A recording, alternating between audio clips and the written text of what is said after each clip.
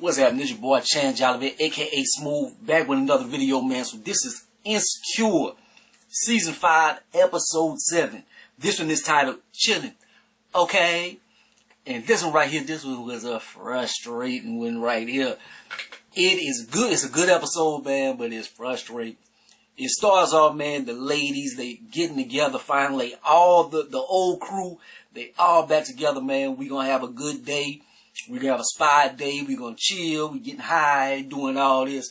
Spy ends up being canceled, so they gotta stay in the crib for now. They gotta make the most of their time before their dinner reservations. So they end up playing a game. It's gonna they're gonna play questions in a hat. So in this episode, we're gonna unpack a lot of things. Then we get to Lawrence and Condola. So Lawrence and Condola is in this episode as well. You know, if you watch my video, Lawrence is my favorite character and stuff. So him and Condola, they're in a better place. He's moved back to LA. So now he's able to co-parent, man. They're doing good. She doesn't feel like she's left alone and stuff. So the contention is gone at this point, man. She needs a shelf put together. He helps her with that and stuff. Like, it's a very beautiful, healthy looking thing at this point, at this moment. Questions in a hat. It starts off very lighthearted, like what's some things you confess to us that we don't know, and this little stuff like Miley never watched Love Jones, and it's like, bitch, we bonded over Love Jones and you never seen it. It's just little small stuff right there. We see Miley might be having a work romance. She goes take a call in the other room and she's all giggling and kikiing and stuff. She's starting to feel homeboy at work, man. And I think that would be good for her, man. Like, she always has been looking for her equal. And that's the dude right there, man. I think he would be the one. Lawrence and Condola, we get back to them, man. They actually look cute as parents, man. Like, that's not the most masculine thing in the world. They're cute. But I like their dynamic. They're dynamic together. Like, I've been rooting for Lawrence and Issa to get back. I'm like, man, I need them to have a moment, at least get some closure or something like that. I'm like, And then I'm watching this, and I'm just watching them in the moments they're having, and she's trying to feed their son, and then he's like, I do it like this instead of the plane. I do the train, and we make the front sound effects and stuff, and just doing it. And I'm like, maybe I want Lawrence to be with Condola, man. It's a beautiful little dynamic right now, man. Like, it's looking so healthy. And then when you think about it, man, Issa, I love Issa on the show, man. I love Issa. She's probably my second favorite character. She's the star of the show and stuff. But Issa toxic as hell, man. I know somebody who, like, Lawrence toxic too, but he is. They all toxic. But it seems like he getting to a better place. And Issa is, she progresses, then she degresses, is that a word? Regresses. Like, she is like, I'm like, I don't know, man. But it was a beautiful moment on this as well, man. She finally tells Lawrence, like, Lawrence is feeding the baby and stuff, and she looks at him, she's like, Lawrence, you're a good dad. And I thought he was probably gonna kiss her or something, man. Like, he like, damn, thank you.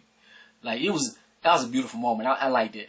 We get back to the question game, and any regrets and stuff, I was thinking out. Like, my spider sense was tingling, my hairs on my neck raised up. I'm like, oh, she about to regret how she did Lawrence and stuff. But she talks more about, like, I regret, like, when I was younger, like, having direction. I wish I would have had more direction in my life when I was younger and stuff. Then they start talking about which one of our exes, or which one of the exes would you pick out of everybody. And they end up talking about Issa and stuff. They talk about Daniel. And so you remember that's who she cheated on Lawrence with. And so they're like, oh, Daniel. And they like, they mentioned Lawrence in some sense. Like, you got me feeling like Lawrence and stuff. She like, too soon. But then she like, damn, I kind of regret how I did Lawrence, man. Like, we didn't really have no closure. It's like when he had the baby, I didn't reach out to him and stuff. Like, it's like she found out about the pregnancy and stuff, and like they was in different cities. And then when you seen the first episode, they met back up together and they just talked, and it's just like, they didn't even vocally say anything. It's like she looked at him and she was like, I got something to tell you. And he was like, I know. And they went their separate ways, man. And it's like, they hide, they in their feelings, everybody is around, they bringing up old demons and old feelings and stuff, and it's like, damn.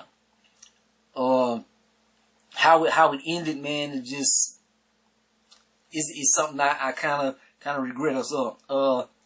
The ladies, they do have a beautiful moment. Like, everybody gets together, they are hugging, and they like, oh, we ain't been together in so long, and this and that. Then Tiff spills beans. She might be moving to Denver, and that's kind of crazy because I wouldn't have thought Tiff. If you're watching my videos for this season, I've been saying, like, my theory of the end of the season, I think Issa's gonna end up like by herself, and she's gonna move like to New York or something. She's gonna move out of the state because like her business is kind of like not doing the greatest because she got a bad reputation with Crenshaw and this and that. I'm thinking she's gonna get a bigger opportunity and move or something. It turns out that Tiff is the one that seems like she's gonna be moving. I figured that the ladies would kind of like separate, like it's gonna be like another growth or something, because this is the last season and people are gonna go their separate ways probably. But I didn't think Tiff, but just a little something.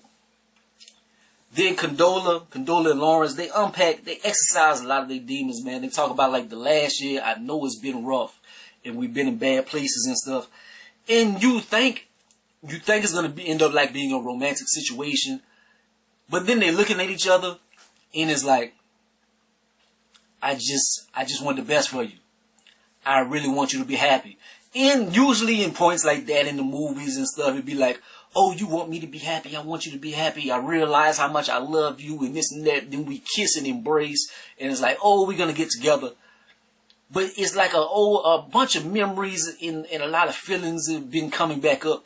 Even Issa, in her sense, they talking to her and they talking about, I did the smart thing. Well, is the smart thing always the right thing? Sometimes you gotta follow your heart in situations. That's what Tiff is telling Issa in this and that. And then Molly is kind of like checking her, like, nah, don't do that. And they talk about her being wishy-washy. That's what Nathan said. That's not the words, but it was something like beyond, something along those lines. And the roommates, they're not roommates, but the friends, they was all like, yeah, you kind of are.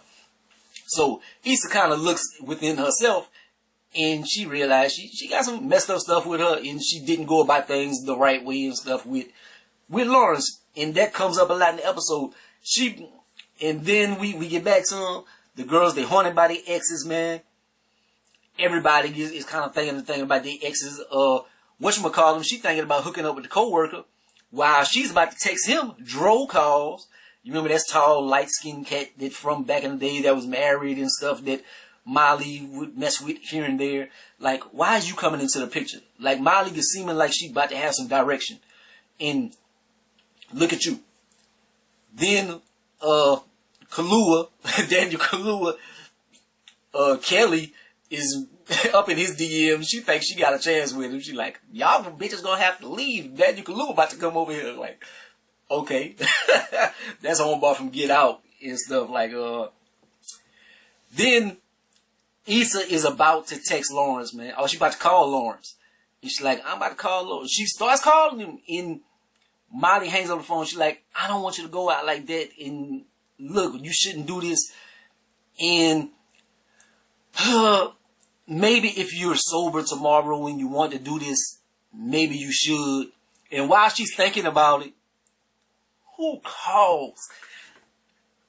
Oh, motherfucking goddamn Nathan. Nathan bitch ass called, man. Issa, yeah, I wanted to hit you up the other day, but I know you with your friends. I didn't want to ruin ladies' night and stuff, and I'm sorry about the other days and stuff, but I love you. And she been thinking about Lawrence this whole time, so she like, oh, that's good. But then he ends up regurgitating it and stuff, and like, I'm not going anywhere, and I want to be with you, and I love you, and I was being childish and stuff. And she she says it too. She like, maybe I was tripping about this Lawrence stuff, and maybe I really need to give Nathan a chance. I love you too. Hang up the phone. Lawrence calls her, man.